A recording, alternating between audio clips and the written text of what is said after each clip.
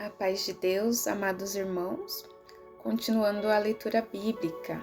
Então, agora eu vou começar a ler o Novo Testamento, tá? Vou continuar lendo o Segundo Testamento em alguns vídeos e também o Novo junto, né? Eu tava lá em Apocalipse, mas hoje a gente vai começar aqui, ó. Mateus, tá? Então, aqui, ó, o Novo Testamento, ele é assim, tem o Santo Evangelho, né, narrado segundo Mateus, depois Marcos, depois Lucas e depois João. E Mateus, ele vai focar, ele vai fazer vai contar o evangelho dele, né, cada um deles vai contar conforme eles viram e conforme a palavra deles, né, cada um tem um jeito de contar. E cada um fez esse evangelho para um povo específico, né? Mateus aqui ele fez para o povo judeus, né? Então ele vai contar para o povo judeus. Então ele foca muito ali em detalhes do Antigo Testamento e ele vai falar sobre Jesus como o Messias, né? Que foi prometido, e assim ele vai detalhar ali os acontecimentos para o povo judeus. Marcos ele vai narrar lá pro povo romano, tá? E Marcos ele vai contar assim uma história mais rápida e focado nos milagres que Jesus fez, né? Que era assim que o povo romano entendia melhor, né? Através das narração dos milagres.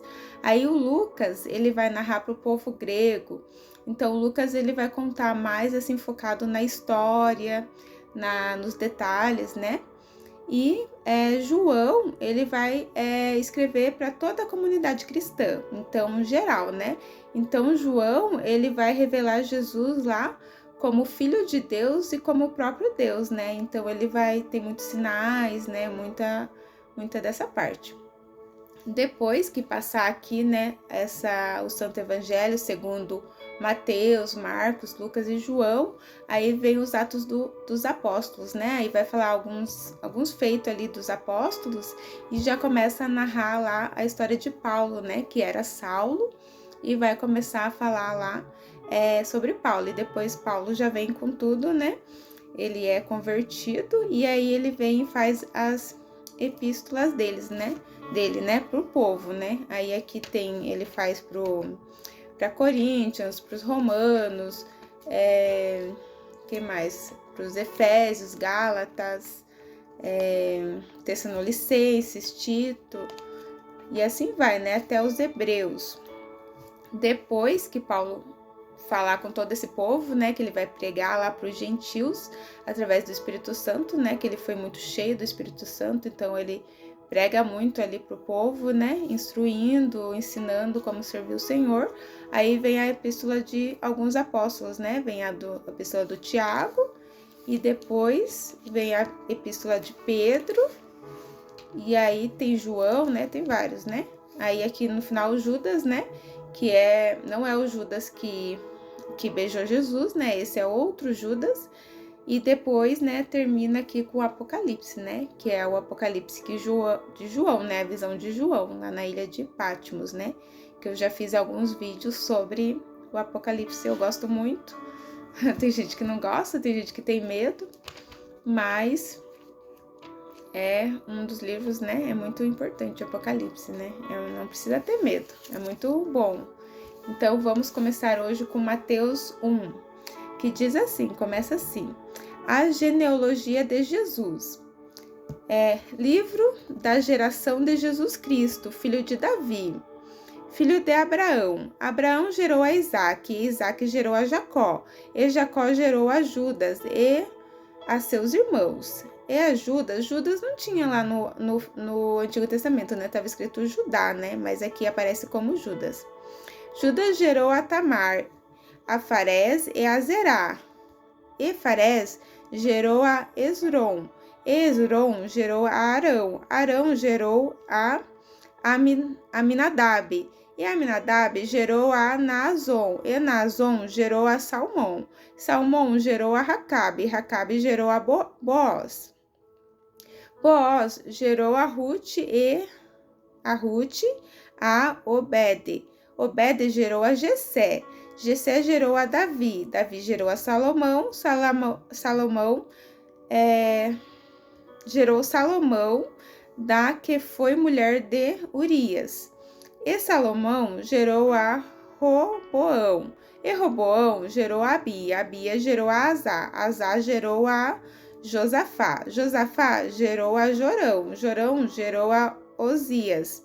Osias gerou a Joatão. Joatão gerou a Acás. Acás gerou a Ezequias. Ezequias gerou a Manassés. Manassés gerou a Amon. E Amon gerou a Josias. Josias gerou a Jeconias e seus irmãos na deportação para a Babilônia.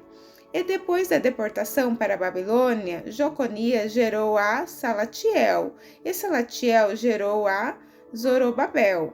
E Zorobabel gerou a Abiúde. E Abiúde gerou a Eliaquim. E Eliaquim gerou a Azor. E Azor gerou a Sadoc. E Sadoc gerou a Aquim. E Aquim gerou a Eliúde. Eliúde gerou a Eleazar. Eleazar gerou a Matã. Matã gerou a Jacó. E Jacó gerou a José, marido de Maria, da qual nasceu Jesus, que se chama o Cristo. De sorte que todas as gerações, desde Abraão até Davi, são 14 gerações. E desde Davi até a deportação para a Babilônia, 14 gerações. E desde a deportação para a Babilônia até Cristo, 14 gerações. O nascimento de Jesus Cristo. Ora, o nascimento de Jesus Cristo foi assim. Estando Maria, sua mãe, desposada com José, antes de se ajuntarem, achou-se ter concebido do Espírito Santo. Então José, seu marido, como era justo e não queria infamar, intentou deixá-la secretamente. E projetando ele isto, eis que em sonho lhe apareceu um anjo do Senhor, dizendo: José, filho de Davi, não temas receber Maria tua mulher, porque o que nela está gerado é do Espírito Santo. E dará à luz um filho, e chamarás o seu nome Jesus, porque ele salvará o seu povo dos seus pecados. Tudo isso aconteceu para que se cumprisse o que foi dito da parte do Senhor pelo profeta, que diz: Eis que a virgem conceberá e dará à luz um filho, e chamá-lo-ão pelo nome de Emanuel, que traduzido é Deus conosco. E José, despertando do sonho, fez como o anjo do Senhor lhe ordenara, e recebeu a sua mulher, e não a conheceu, até que deu à luz a seu filho, o primogênito, e pôs-lhe o nome por Jesus. Então aqui, Jesus nasce, Isso segundo, o Evangelho de Mateus, a gente está lendo, Então, assim, a gente vai continuando, mais pra frente continua lá a história de Jesus, que é maravilhoso, Jesus veio para nos salvar, para morrer por nós. E agora a gente tá, aqui, vivendo pela graça, vivendo os últimos tempos e vivendo pela graça. Então, esse feito de Deus foi um feito maravilhoso, porque antes as pessoas viviam pela lei, e pela lei a pessoa era condenada, Então, não tinha, como escapar, mas vivendo pela graça, a gente é perdoado, pelo sangue de Jesus Cristo, Quando vivia pela lei, tinha os cordeiros, tinha que ficar matando todo ano, mas o sangue deles não era suficiente, então todo ano tinha que levar algum cordeiro, algum animal que morria por nós, morria pelo povo lá, que vivia naquela época, que era, para a remissão dos pecados, mas Jesus foi o cordeiro verdadeiro, Jesus morreu e o sangue dele é suficiente para nos salvar.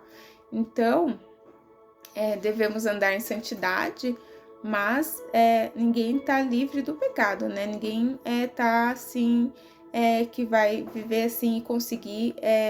Claro que a gente tem que tentar viver sem pecar, mas se caindo no pecado, tem que correr e tem que pedir perdão, Não pode deixar o inimigo lá colocar na sua cabeça que você não deve pedir perdão, que não merece para o céu, que às vezes o inimigo coloca isso na cabeça das pessoas, né? Então a gente tem que saber que Jesus, ele é maravilhoso, ele veio por nós e o sangue dele nos comprou, né? Ele nos comprou com o sangue dele e é um sangue precioso, né? E é o suficiente para lavar ali os nossos pecados, né? Então pecou, pode e deve se reconciliar com Deus, se arrepender, pedir perdão e começar uma nova caminhada, né? Sem pecado, né? Se esforçar para não pecar, mas sendo fraco e caindo, peça perdão e começa novamente, né? Não desista, né? Porque Deus é maravilhoso, né? Quando a gente se arrepende e pede perdão, os nossos pecados, eles são desmanchados, dissipados, né? Como uma nuvem, né? E ele não se lembra mais dos nossos pecados. Assim também a pessoa que anda em justiça e comete o pecado, a justiça que ela fez antes, não é lembrada, né? Então, tem que andar com Deus, né? Deus é justo, né? Então, é isso. Termino aqui, né? Mateus 1. Vou deixar para continuar, né? Mateus 2 no próximo vídeo. E também, né, continuar lá a história de José, né, em Gênesis, que tá muito legal, né? Eu adoro a história de José, né? Todas as escrituras aqui eu gosto muito, né? Então, a gente vai lendo e vamos junto aí completar a Bíblia, se Deus quiser, em nome de Jesus. Então, Deus abençoe a todos, uma boa noite para vocês, para a família de vocês.